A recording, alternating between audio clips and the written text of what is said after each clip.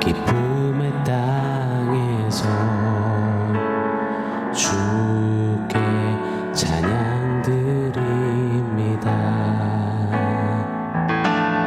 오직 주의 임재 안에 갇혀 내 영 기뻐 찬양합니다. 이 소명의 언덕 거룩한 땅에서 주께 경배드립니다. 주께서 주신 모든 은혜 나는 말할 수 없네. 내 영혼 즐거이 주 따르렵니다. 주께 내 삶 드립니다. 주께 내 삶 드립니다.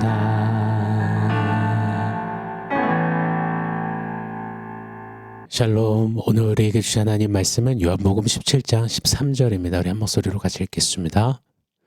지금 내가 아버지께로 가오니 내가 세상에서 이 말을 하옵는 것은 그들로 내 기쁨을 그들 안에 충만히 가지게 하려 함이니이다. 아멘.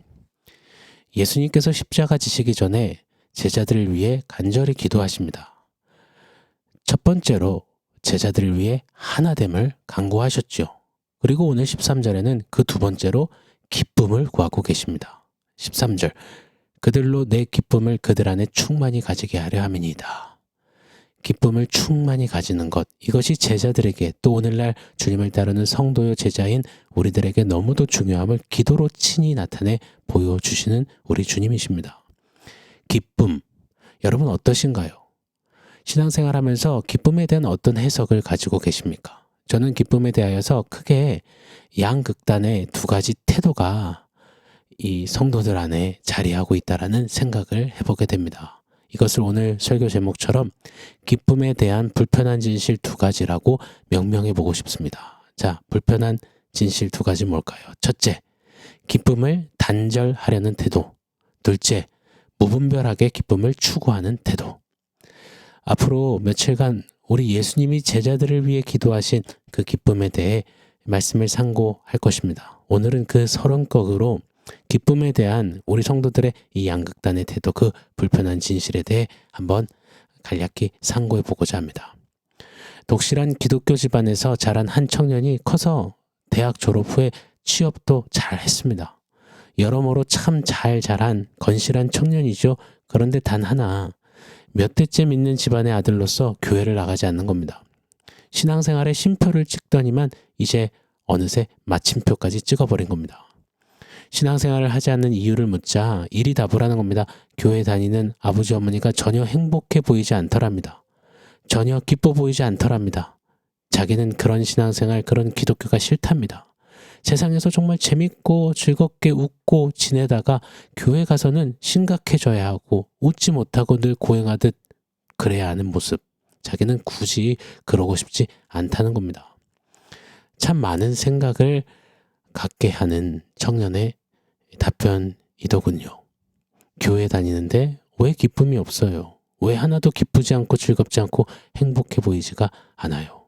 이 질문에 사랑하는 여러분 어떻게 답하시겠습니까? 실제로 교회를 떠나는 다음 세대들 가운데 이러한 이유들로 신앙을 내려놓는 아이들의 수가 날로 더욱 많아지고 있는 현실입니다. 우울한 기독교, 몸을 쳐서 금식하고 울고 절규하고 뭔가를 힘에 겹도록 해내야 하고 세상 것 때문에 너무 좋아할 수도 없고 좋아하면 경건치 못한 취급을 받는 것 같고, 그래서 예배 드리러 갈 때는 심각한 모드, 매너 모드, 비행기 모드 버튼을 눌러야만 할 것 같은 압박을 느끼는 것 같습니다. 마치 좀 전까지 키득키득 같이 웃고 즐기다가 곧 장례식장에 들어서면 심각하고 무게 있고 정숙한 분위기를 자연스럽게 뿜어내야 하듯 말입니다. 그래서일까요? 기독교는 왠지 모르게 기뻐하면 안 될 것 같은 거예요. 그렇게 기쁨을 단절시키는 태도가 알게 모르게 참 많다는 겁니다. 저희 원포인트 새벽 예배에도 그렇잖아요. 주로 듣는 목사님 말 표현들이 뭡니까? 자기 부인해야 합니다. 자기 십자가 지고 자기를 부인하며 주님 따라가는 겁니다. 좁은 길, 좁은 문을 지나는 겁니다. 우린 주님의 남은 고난을 채우는 겁니다. 신앙은 피라미드 꼭대기에 오르는 게 아닙니다. 필요한 것 말고 중요한 것부터 하십시오. 이런 말 자주 듣다 보니 말씀을 대하는 성도님들 내리 한켠에는 기독교는 고행하는 거구나. 심각하게 미간에 힘 팍 주고 웃을 새가 어딨어. 정신 단디 차리고 긴장하며 가는 거야. 그러다 보니 마치 전쟁 중인 군대처럼만 기쁨을 여기는 것 같습니다. 총알이 빗발치고 사상자가 속출하는데 웃어? 감히 웃음이 나와? 뭐 이런 것처럼 말입니다.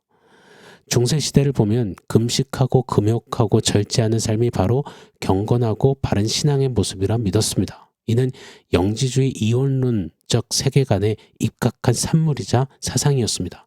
영은 선하고 육은 악하기에 육을 끊임없이 채근하고 금욕해야 거룩해질 수 있다 믿은 겁니다.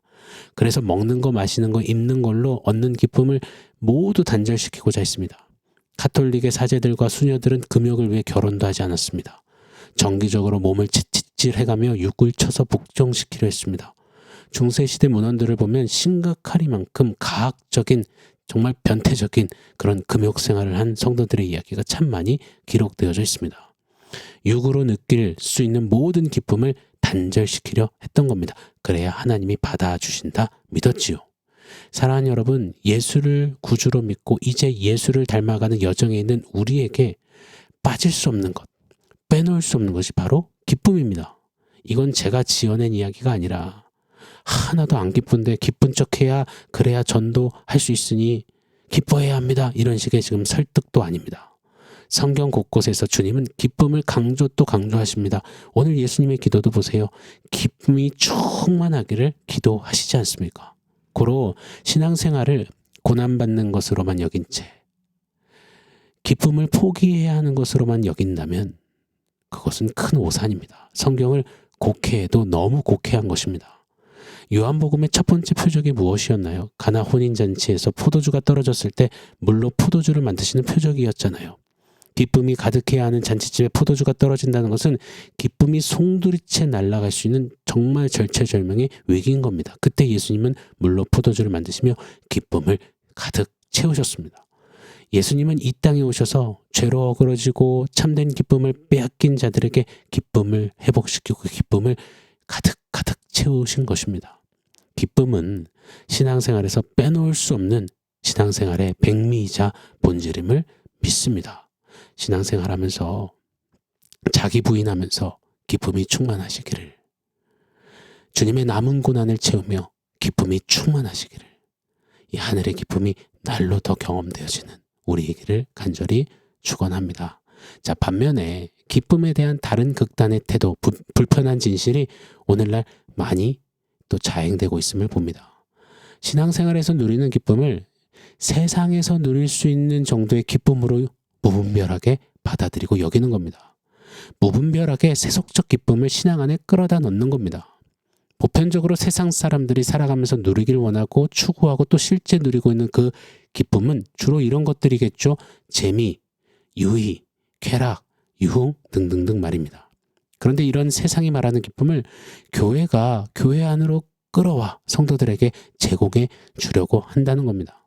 이건 정말 오늘날 교회들이 심각하게 생각하고 다루고 반성해야 하는 부분이라는 마음이 강력하게 듭니다. 마치 무슨 친목회 동호회처럼 무언가를 같이 하고 즐거워하는, 먹자 마시자 하는 것, 그런 것처럼 신앙생활을 대하고 여기는 경향이 점점 더 많이 자리하는 것 같습니다. 예배 시간에는 성도들 즐겁게 해주려고 온갖 행사로 이벤트로 유명 인사들 간증 집회로 화려한 조명과 영상미와 사운드로 모인 사람들의 눈과 귀를 오감을 즐겁게 해주려 합니다. 제가 꽤나 많이 듣는 이야기는 이런 것들이 있습니다. 저 목사님 재미없어요. 저 목사님 겁내 재밌어요. 요즘 아이들의 표현 따라서요. 다음 세대들은요. 설교 너무 재미없어요. 이번 설교는 좀 괜찮았어요. 재밌었어요. 여러분 유심히 한번 살펴보십시오. 우리 다음 세대들이 알게 모르게 입버릇처럼 설교 재밌어요, 재미없어요, 기도 재밌어요, 재미없어요, 예배 재밌어요, 재미없어요 이런 표현들을 많이 합니다. 비단 다음 세대뿐이겠습니까? 오늘날 우리 안에 어느새 재미, 오락, 즐거움이 신앙에 대한 기준이요 척도가 되어져 있는 모습이 많다는 겁니다. 사랑하는 여러분, 예배는 개그 콘서트가 아닙니다. 목사는 개그맨이 아닙니다. 우리 교회는 동호회가 아닙니다. 우리 공동체는 친목회가 아닙니다. 잊지 않기를 원합니다. 신앙생활은 재미로 즐거움으로 하는 게 아닙니다. 세상의 세속적인 기쁨, 즐거움, 재미가 우리들의 신앙을 오염시키지 않도록 신앙 단속을 잘 해야겠습니다.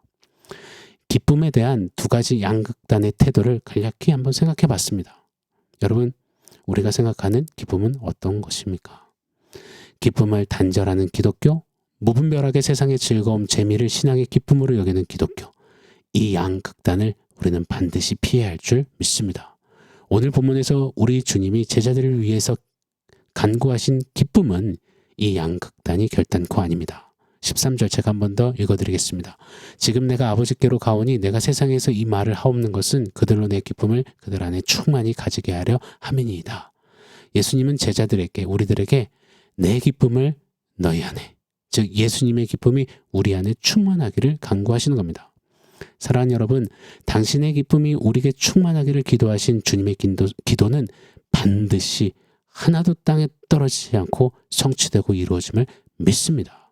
고로 기쁨이 단절된 고행 같은 신앙생활이 멈춰지기를, 혹은 무분별한 재미, 오락, 즐거움으로 전락한 값싼 기쁨이 아니기를, 예수님이 말씀하신 당신의 기쁨이 충만히 누려지는 그렇게 건강한 기쁨을 충만히 소유한 성도, 교회, 우리 모두이기를 예수 이름으로 간절히 축원합니다.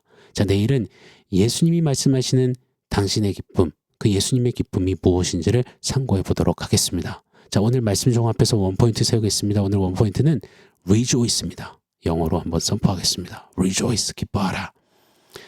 예수님이 오늘 간구하시는 기쁨을 누렸던 성경 속에 한 사람이 있습니다. 사도 바울입니다. 오늘 다룬 양극단의 기쁨에 대한 불편한 진실을 깨부수고 그 정중앙에서 건강하게 성경적 복음적 기쁨을 누렸던 바울이지요. 빌립보서 4장 4절에 이렇게 그가 외칩니다. 주 안에서 항상 기뻐하라. 내가 다시 말하노니 기뻐하라. rejoice. 옥중에 있는 바울이 옥 밖에 있는 빌립보 교회 성도들을 향해서 rejoice, 기뻐하라 선포하고 외칩니다. 사실 바울은 전혀 기뻐할 상황이 아닙니다. 바울은 지금 고급 휴양지에서 하얀 샤워가운 입고 몽블랑 펜으로 기뻐하라 rejoice 쓰고 있는 게 아닙니다. 온몸이 고문당에 매맞아 천근만근이죠. 죽음의 위기와 공포가 도사리는 그 옥중에서 그럼에도 불구하고 기뻐할 넘치는 기쁨의 이유가 있다고 합니다. 빌립보서 3장 8절에 그가 이렇게 말합니다. 또한 모든 것을 해로 여김은 내 주 그리스도 예수를 아는 지식이 가장 고상하기 때문이라. 예수를 알고 나니 나는 어떤 환경 속에서도 내 안에 있는 그 복음의 가치로 말미암아 기뻐할 수 있다. 내가 기쁨이라고 여겼던 것들은 다 배설물처럼 버린다. 나는 그것과는 비교 안 되는 진정한 기쁨의 이유가 있다. rejoice 외칩니다. 예수 그리스도 복음, 그 안에 담아놓으신 바울이 발견한 그 기쁨의 이유, 그 메시지가 뭡니까? 너는 최악이지만, 너는 기쁨과는 전혀 어울리지 않지만, 널 보고 그 누구도 기뻐 못하겠지만, 그런 너를 보고 나는 기쁨을 이기지 못하기에 내 아들 예수를 내게 준다. 내 아들 예수를 죽이고 내 기쁨인 너를 살린다. 스바냐서 3장 17절 말씀 아닙니까? 너의 하나님 여호와가 구원을 베푸시니 그가 너로 인하여서 기쁨을 이기지 못하여 하시며 즐거이 노래하신다. 요한복음 3장 16절이죠. 하나님이 너를 이처럼 사랑하사. 이 사실 때문에 바울은 기쁨이 충만합니다.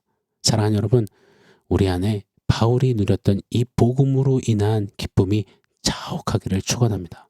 이 기쁨 모른 채 고행하듯 신앙생활 하지 않는 우리이길 원합니다. 이 기쁨을 싸구려, 오락, 재미, 즐거움, 쾌락 정도로 치부하는 그런 우리가 아니기를 원합니다. 오늘 말씀 부여잡고 우리 영혼에 선포합시다. 기뻐하라. 다시 말하노니 기뻐하라. Rejoice, rejoice. 아멘. 사랑하는 성도 여러분, 오늘 말씀과 원포인트 기억하면서 우리 함께 기도하겠습니다. 하나님, 기쁨에 대한 왜곡된 해석, 태도가 아니라 바울이 누렸던 어떤 상황에서도 예수 복음으로 말미암아 터쳐내던 Rejoice, 기뻐하라. 그 기쁨이 우리 가운데 더욱더 충만히 넘쳐나게 하여 주십시오. 우리 같이 한번 결단하며 기도하겠습니다.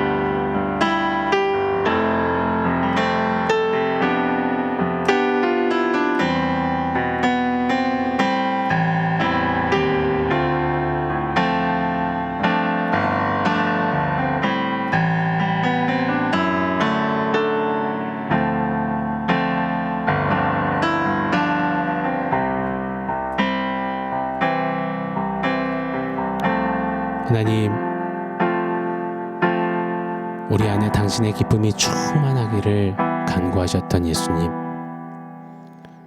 이를 위해 십자가에 죽기까지 복음으로 말미암아 절대 빼앗길 수 없는 그 기쁨을 이루신 주님, 잊지 않겠습니다. 그리고 주님이 우리 안에 이미 허락하신 그 기쁨을 바울처럼 Rejoice 외치며 주님 부르시는 그날까지 누리며 달려가는 기쁨의 사람들, 기쁨이 충만한 공동체 우리 모두 되게 하여 주시옵소서. 예수님의 이름으로 기도합니다.